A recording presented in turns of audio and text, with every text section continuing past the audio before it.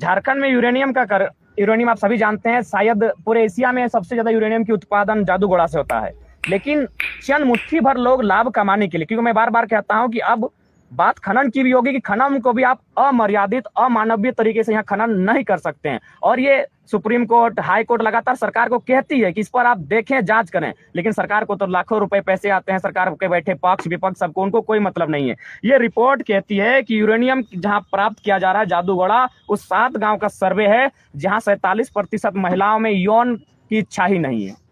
भाई, इसमें यौन की इच्छा नहीं होगी तो विवाह की इच्छा नहीं होगी, विवाह की इच्छा नहीं होगी तो फिर वंश बढ़ेगा कैसे, सृष्टि का निर्माण कैसे होगा। 47% महिलाएं, 7 गांव का रिपोर्ट है, उनमें यौन इच्छा ही नहीं है। वे यौन इच्छा ही नहीं, यानी शादी की इच्छा ही नहीं उनकी। इस प्रकार उनका शरीर मैंने ढल चुका है यूरेनियम के रेडिएशन से। यूरेनियम रेडिएशन का वही रेडिएशन जो कभी हिरोशिमा नागासाकी में जापान में बम फूटा था, आज भी लोग अंधे लंगड़े लूल्हे पैदा हो रहे हैं।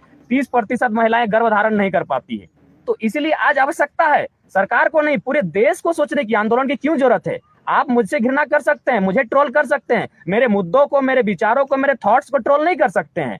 तो इसलिए आज बहुत अति आवश्यकता है, आज सोचने की आवश्यकता है कि झारखंड जो खनिज संपदा का क्षेत्र है, जहां खनन लाखों की संख्या में, अरबों करोड़ की संख्या में होती है, वहां इस तरह अमानवीय व्यवहार क्यों। आप चंद मुट्ठी भर, आप कहते हैं 9 लोगों के पास देश की सारी संपत्ति, क्यों नहीं होगी। बाकी लोगों को, किसान, मजदूर, कामगार, आदिवासी, मूलवासी को आप तो जानवर से भी बदतर मानते हैं। नहीं तो ये रिपोर्ट ऐसा नहीं कहते हैं। उनमें कोई शारीरिक क्षमता का विकास ही नहीं हो रहा है, उनमें बच्चे पैदा हो रहे हैं अपंग। तो इसलिए आज ये आंदोलन अति आवश्यक है। बार बार मीडिया बंधुओं का यही प्रश्न रहा है कि आंदोलन की आवश्यकता क्यों है। तो आंदोलन की आज आवश्यकता इसीलिए है कि झारखंड को बचाना है, सब तरफ से बचाना है।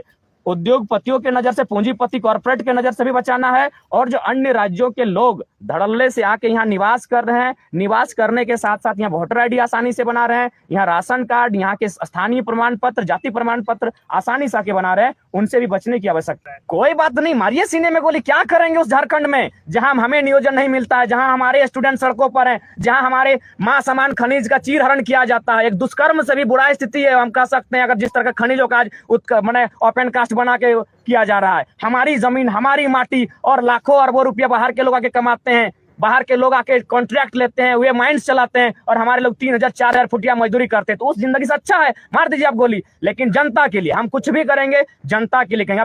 आप देख सकते हैं पूर्वोत्तर राज्यों में इनर लाइन परमिट सिस्टम है, वहां आपको प्रमाण, आपको जाके बताना पड़ेगा कि हम कितने दिनों तक यहाँ रहेंगे। ये अरुणाचल प्रदेश, हमारे झारखंड के साथी का है, वह जब अरुणाचल प्रदेश गया हुआ था, उसे वहां के तंत्र ने पूछा कि आप कितने दिन रहेंगे, उसने बताया, आपका देखिए उसका जाने का टाइम था 7वां महीना, रिटर्निंग टाइम था 8वां महीना। तो ठीक उसी प्रकार यदि झारखंड को सुरक्षित रखना है, यदि झारखंड की परंपरा, झारखंड के लोगों को सुरक्षित रखना है, तो इनर लाइन परमिट के तहत यहाँ भी कुछ कानून ऐसे बनाने होंगे जो झारखंड को सुरक्षित रख सके। अन्यथा झारखंड आने वाले दिनों में औपनिवेश गुलाम रहेगा, ये तय है। जरूरी है उद्योग नीति क्यों जरूरी है, और अगर नहीं लड़ते हैं तो आप, हमारा भविष्य क्या होगा ये स्पष्ट हो चुका है। हमारा भविष्य औपनिवेश से गुलाम की तरह होगा, माटी हमारी होगी लेकिन हक अधिकार किन्हीं और को। और एक बात, टाटा मोटर्स में एक वैकेंसी आई है, वो अभी इंटरनेट से उसे हटा दिया गया, डिलीट कर दिया गया है।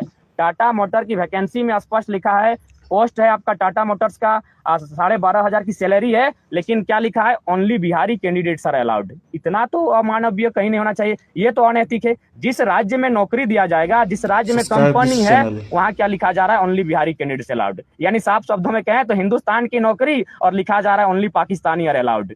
ये क्या है भाई। यानी इसका मतलब ये बता रहे हैं कि झारखंड के लोग कितने पंगु हो चुके हैं, झारखंड के लोग कितने मानसिक गुलाम हो चुके हैं, झारखंड के लोगों में अब लड़ने की क्षमता नहीं रही। ये बहुत बड़ा सिंडिकेट आज राज्य में काम कर रहा है।